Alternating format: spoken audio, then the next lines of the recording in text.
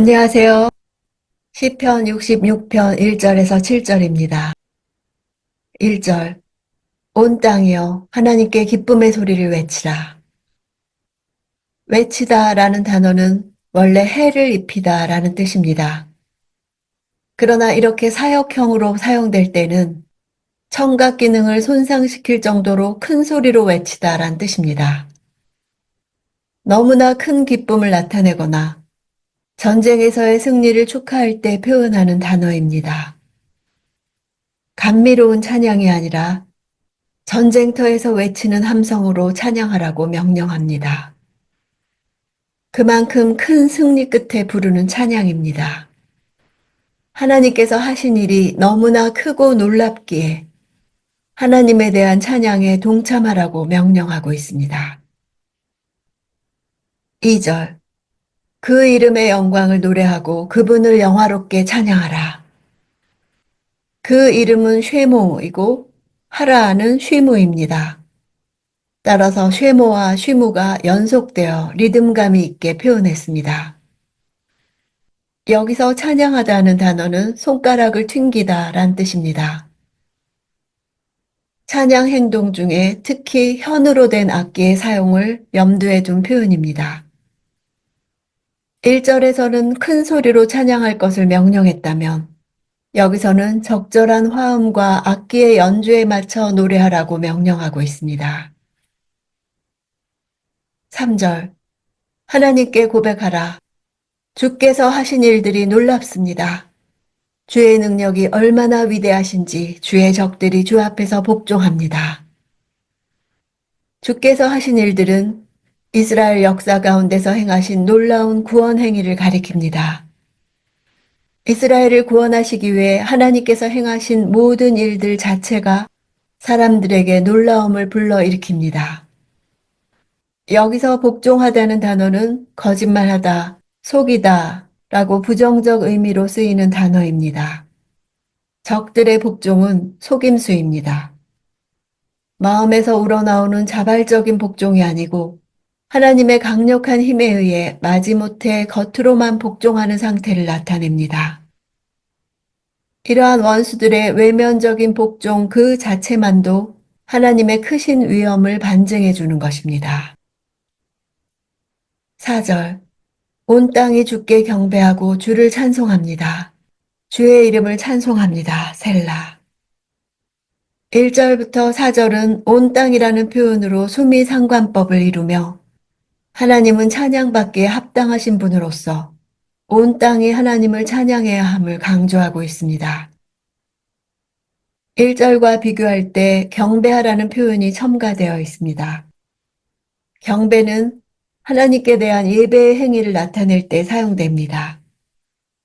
온 땅의 모든 만물을 향해 하나님을 경배하고 찬양할 것을 촉구하는 것은 장차 신약시대 예수 그리스도를 통해 나타나게 될 전 세계적 구원의 확장에 대한 예언자적 통찰을 담고 있는 예언적 표현이기도 합니다.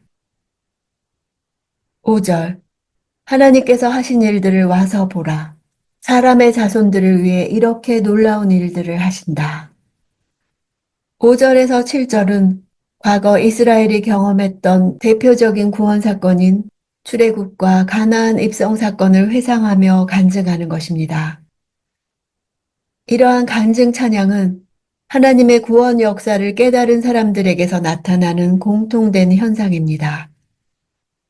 사람들이라고 하지 않고 사람의 자손들이라 한 것은 하나님께서 행하시는 놀라운 일들이 어느 한 세대에 국한되지 않고 역사 가운데 계속됨을 나타내기 위해서입니다.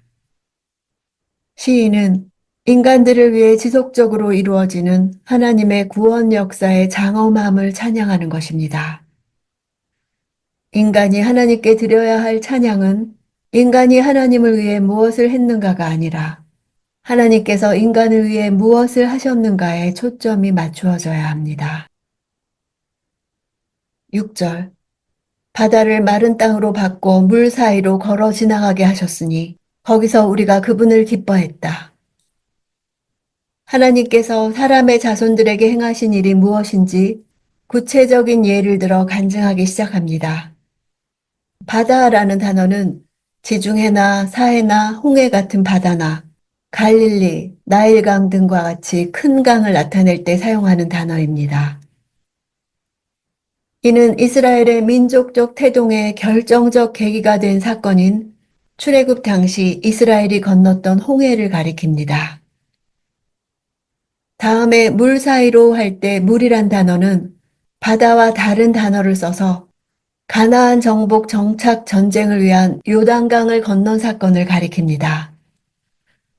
40년간의 간격이 있는 두 사건을 나란히 배열하여 마치 한 사건인 것처럼 표현한 것은 이스라엘의 출애굽으로부터 가나안 입성까지의 전 과정이 전적으로 하나님의 권능에 의해 이루어진 하나님의 역사임을 강조하기 위한 것입니다.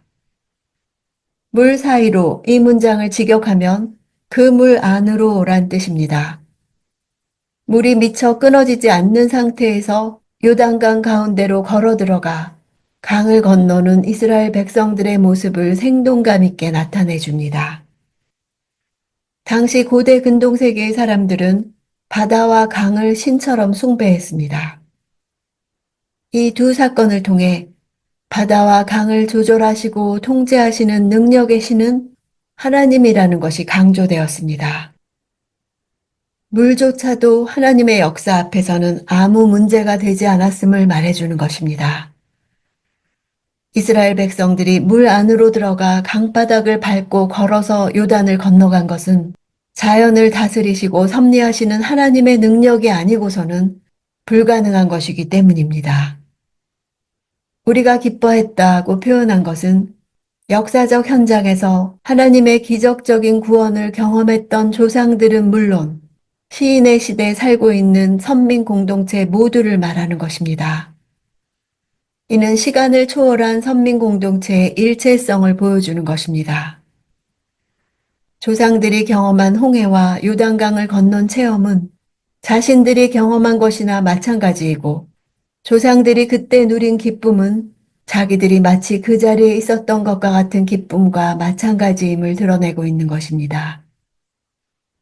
사실 하나님의 백성 이스라엘에게 있어 민족적 유대감은 시간과 공간을 초월합니다. 따라서 조상의 경험과 신앙 고백이 후손의 경험과 신앙 고백도 될 수 있었던 것입니다. 와서 보라 이 말은 신약에서 빌립이 예수를 만난 이후 나다나엘을 찾아가 자신이 만난 나사렛 예수가 바로 구약에서부터 예언되어 온 메시아임을 전하며 한 말입니다. 이처럼 찬양은 선교적 성격을 갖습니다.